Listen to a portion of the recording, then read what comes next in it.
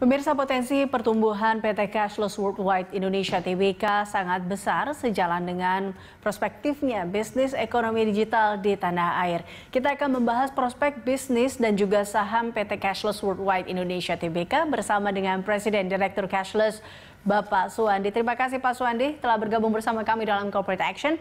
Pak Suwandi, kita lihat bahwa di tengah pandemi ini dikatakan bahwa memang pertumbuhan terkait dengan ekonomi digital di tanah air meningkat. Tapi apakah itu juga terjadi pada bisnis cashless di masa pandemi ini? Ya, kalau kita lihat memang ya tidak terasa ya, sekarang pandemi udah masuk tahun kedua ya. Jadi di tahun pertama kemarin itu tahun 2020 cashless mulai beradaptasi dengan keadaan baru ya, atau yang disebut dengan new normal melalui inovasi dan kolaborasi. Nah, kita lihat banyak peraturan-peraturan yang keluar ya dari pemerintah untuk membatasi kegiatan dari bisnis ya, terutama yang buka toko dan sebagainya ya. Nah, di sini kita melihat perubahan perilaku masyarakat itu udah mulai beralih ke pembayaran digital ya. Nah, ini menjadi faktor utama yang mendorong pertumbuhan bisnis di cashless sendiri ya. Di sisi lain, para pelaku usaha juga mulai menyadari ya pentingnya pembayaran non tunai, sehingga bisa mendorong peningkatan jumlah transaksi di non tunainya tersebut ya. Nah, di masa pandemi sendiri memang mendorong pertumbuhan bisnis cashless juga ya. Sepanjang tahun 2020 cashless berhasil mencapai pertumbuhan positif ya, dari sisi pendapatan sebesar 84 miliar lebih, meningkat 400% dibandingkan dengan tahun sebelumnya ya, serta peningkatan jumlah merchant lebih dari 50% dibandingkan dengan tahun sebelumnya. Baik, nah ini kan meningkatnya luar biasa ya Pak Suwandi, 400% dibandingkan tahun sebelumnya. Adakah memang, dan juga penambahan merchant, dan adakah sebenarnya strategi dari perusahaan sendiri dalam meningkatkan kinerjanya, terutama di saat kita tahu pada saat pandemi ini?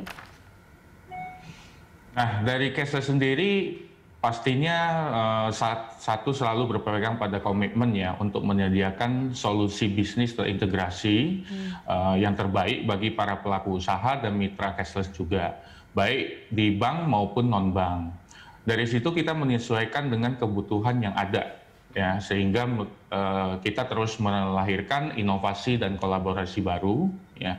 Nah, di inovasi dan kolaborasi inilah yang menjadi kunci utama di cashless ya, yang sebagai salah satu penyedia layanan payment gateway ya.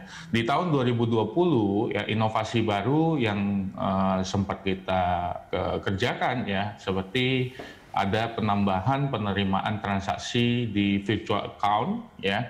Kemudian ada juga pengembangan di sisi penerimaan e-money yang berbasis kartu ya. Kemudian dari sisi kolaborasi sendiri dengan bank juga terus meningkat. Nah, di sini kita lihat peningkatannya cukup signifikan karena kita membawa sebuah strategi itu untuk memperluas kolaborasi kita dan juga untuk mengembangkan dari sisi feature supaya perilaku dari untuk penerapan transaksi non tunai itu bisa semakin berkembang gitu ya. Nah, kalau untuk tahun ini kita coba untuk memperluas lagi kerjasama dengan partner dari berbagai segmentasi ya. Salah satunya kita mulai menerapkan Open API ya, untuk partner kita itu mempermudah integrasi dengan platform-platform dari mitra-mitra cashless. Ya, dengan begitu platform digitalisasi yang disediakan mitra kita itu akan jauh lebih lengkap dengan feature pembayaran non tunainya sendiri. Dan tentunya bersama-sama ya dapat memperluas jangkauan pasar ya, bersamaan dengan mitra, serta memaksimalkan pertumbuhan bisnis secara jangka panjang. Di sisi lain, strategi pengembangan fitur-fitur mitra cashless juga memberikan kontribusi peningkatan dari kinerja perusahaan sendiri ini. Oke, baik. Jadi kalau kita lihat tadi ada sebenarnya sebuah strategi yang paling mendasar adalah kolaborasi dan juga edukasi terkait dengan cashless ini sendiri ya, seperti itu ya Pak Benar Suwandi. sekali. Tapi kalau terkait dengan makin munculnya fintech-fintech lainnya, ini bagaimana perusahaan juga menghadapi persaingan fintech ini Pak Suwandi? Oke, kalau kita lihat memang sekarang banyak fintech-fintech baru ya, dan cashless sendiri kan bermain di pelayanan sebagai perusahaan payment gateway. Kalau kita bicara soal fintech, ya fintech sendiri mencakup model-model bisnis yang cukup luas ya dan berbeda-beda juga. Ya. Dan cashless dalam posisi dengan perusahaan fintech lainnya itu kita tidak katakan sebagai persaingan sih, tapi malah bisa menjalin sebuah kerjasama yang baik ya dengan fintech lainnya untuk membentuk sebuah ekosistem digital yang lebih komprehensif. Ya. Nah, contohnya saat ini pun kami sudah kerjasama dengan issuernya uang elektronik seperti Link Aja, OVO, GoPay, ShopeePay. Kemudian dari sisi fintech lending ya itu juga kita ada kerjasama dengan Vospay dan dengan Duha Syariah, dan kedepannya pastinya akan lebih banyak lagi yang akan kita kerjasamakan. Ya karena itu ya cashless percaya dengan kerjasama yang erat akan mempercepat inklusi keuangan dan pertumbuhan ekonomi Indonesia. Oke, jadi memperluas kerjasama ini juga akhirnya nanti manfaatnya bisa dirasakan juga oleh para pengguna cashless ya, seperti itu. Salah satu kerjasama juga yang kita tahu adalah terkait dengan kerjasama cashless dengan MDTech nih Pak Suwandi. Ini seperti apa sih sebenarnya kerjasama ini? Nah, jadi dari salah satu ya MDTech kan mitra cashless ya dalam penyediaan jasa teknologi digital ya.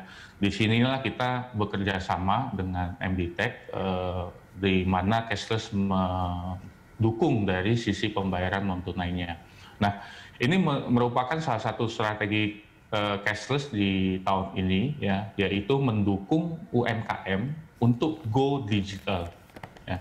Nah, bersama-sama dengan MDTech ini, kami merangkul para pedagang di Pasar Sentul City untuk tahap awal, ya, untuk menerapkan penerimaan transaksi non tunai di para pedagang, ya, baik itu kartu kredit ataupun debit, ya, maupun uang elektronik yang berbasis QR. Nah, di situ pun kami memberikan edukasi dan sosialisasi ya, mengenai keuntungan dari penerimaan non tunai sendiri, gitu. Karena seperti yang kita ketahui, mungkin masih banyak para pedagang di pasar yang belum benar-benar aware dengan banyaknya benefit feature penerimaan non tunai bagi usaha mereka. Ya. Ya, ini salah satunya bisa mendukung proses transaksi jauh lebih mudah, aman dan juga cepat. Jadi melalui edukasi tersebut, ya kami berharap para pedagang dapat mulai beradaptasi dan mulai beralih ke digital payment ini. Oke, baik. Kita masih akan lanjutkan perbincangan ini Pak Suwandi usai jeda, dan pemirsa tetaplah bersama kami dalam Corporate Action.